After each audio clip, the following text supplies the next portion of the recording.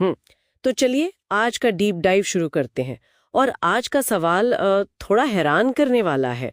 Japan की अर्थव्यवस्था सिकुड़ क्यों रही है? हम्म। एक ऐसा देश जिसे दशकों तक एशियाई चमत्कार माना जाता था, वो अब दुनिया की तीसरी सबसे बड़ी अर्थव्यवस्था भी नहीं रहा।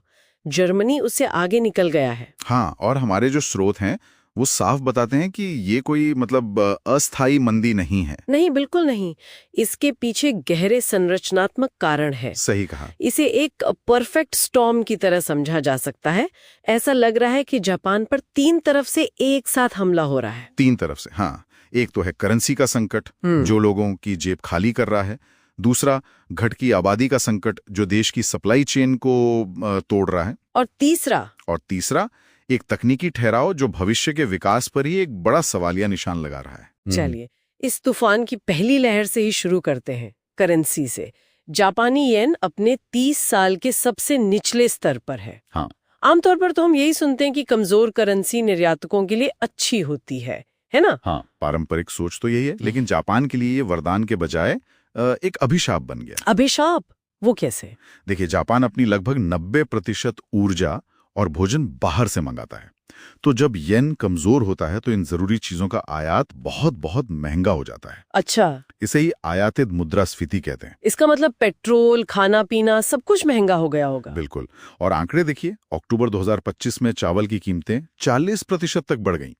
अब मजेदार बात यह है कि 2024-25 में वेतन में बढ़ोतरी भी हुई, पिछले 33 सालों में सबसे बड़ी, करीब 5% की। तो फिर तो लोगों को राहत मिलनी चाहिए थी, लेकिन महंगाई उससे कहीं ज्यादा तेजी से बढ़ी। नतीजा ये हुआ कि लोगों की खरीदने की शक्ति, मतलब रियल वेज, वो लगातार घटती जा रही है। और ये सीधे सीधे घरेलू मांग को खत्म कर रहा है, जो कि जापान की अर्थव्यवस्था का 55% हिस्सा है। यानी वेतन बढ़ने के बाद भी लोग असल में और गरीब हो रहे हैं। और ये जो आर्थिक दबाव है, ये काम करने वालों पर भी तो भारी पड़ता होगा। और यहीं से हम जापान की सबसे चर्चित समस्या पर आते हैं, उसकी घटती आबादी। और इसका असर अब सिर्फ भविष्य की चिंता नहीं है, वो आज की हकीकत बन गया है। जैसे सबसे बड़ा उदाहरण है 2024 लॉजिस्टिक्स समस्या।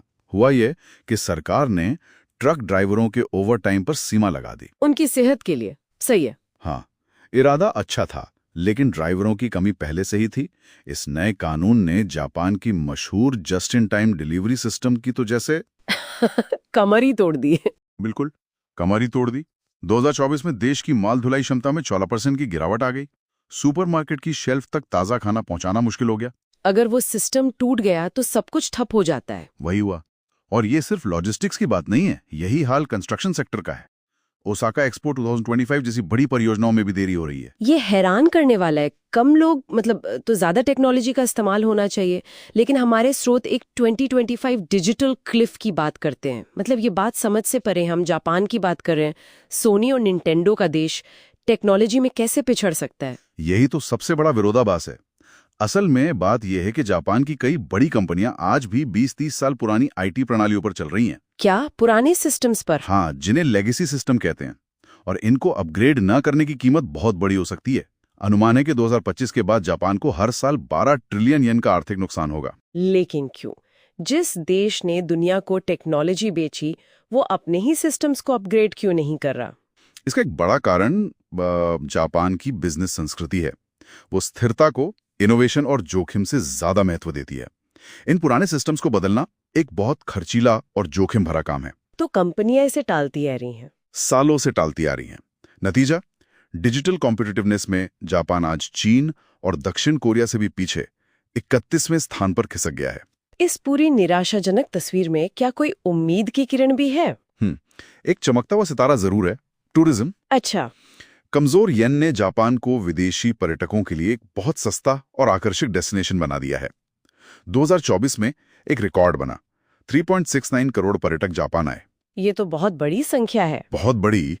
आज टूरिज्म ऑटोमोबाइल के बाद जापान का दूसरा सबसे बड़ा निर्यात क्षेत्र बन चुका है। लेकिन ये अकेले पूरी अर्थव्यवस्था के जहाज को डूबने से नहीं बचा सकता। तो कुल मिलाकर हमारे सामने एक तिहरी चुनौती है, करेंसी, डेमोग्राफिक्स और टेक्नोलॉजी। सरकार ने हाल ही में 21.9 ट्रिलियन येन का एक बड़ा राहत पैकेज भी घोषित किया है।